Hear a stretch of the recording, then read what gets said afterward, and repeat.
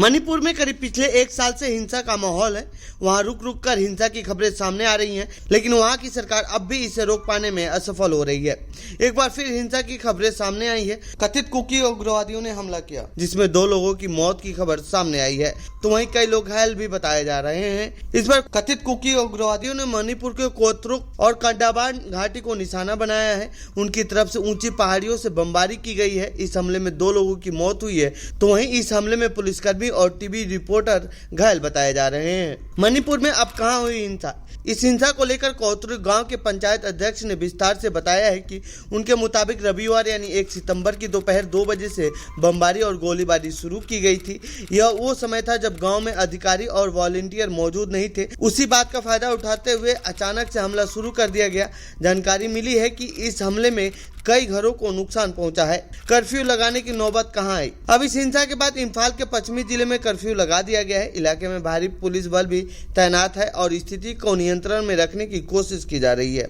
अब स्थानीय प्रशासन के लिए ज्यादा बड़ी चुनौती यह है कि उग्रवादियों के पास अत्याधुनिक हथियार पहुंच चुके हैं। उनके दम पर बड़े स्तर पर हमले तक किए जा रहे हैं। वैसे मणिपुर में जो हिंसा देखने को मिल रही है, उसकी जड़ एक कई साल पुरानी मांग है।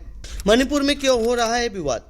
असल में मणिपुर में 3 समुदाय सक्रिय हैं। इसमें 2 पहाड़ों पर बसे हैं तो एक घाटी पर रहता है। मैतेई हिंदू समुदाय और 53% के करीब है जो घाटी में रहता है, तो वहीं 2 और समुदाय हैं, नागा और कुकी।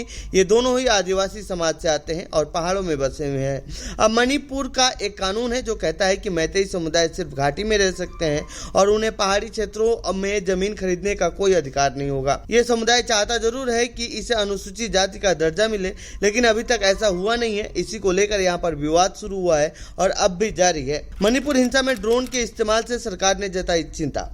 मणिपुर में पिछले दिनों हुई हिंसा ने पुलिस की टेंशन बढ़ा दी है, क्योंकि कोतरुक में हुए इस हमले में कथित कुकी उग्रवादियों ने हाईटेक ड्रोन का इस्तेमाल किया है। इंडियन एक्सप्रेस को एक वरिष्ठ पुलिस अधिकारी ने बताया कि गांव को निशाना बनाने के लिए ड्रोन के माध्यम से करीब 7 रॉकेट प्रोपेल ग्रेनेड से हमला किया गया है। तो वहीं मणिपुर पुलिस ने इस हमले को लेकर जारी किए गए अपने आधिकारिक बयान में कहा है कि ड्रोन बमों का इस्तेमाल आमतौर पर सामान्य युद्धों में किया जाता रहा है।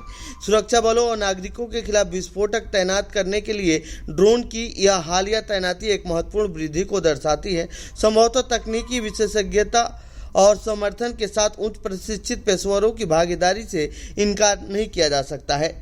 तो ये थी मणिपुर हिंसा से जुड़ी हमारी रिपोर्ट। आपको कैसी लगी ये रिपोर्ट कमेंट बॉक्स में बताएं। साथ ही इस पूरे मामले पर आप क्या कहना चाहते हैं कमेंट बॉक्स में लिखें।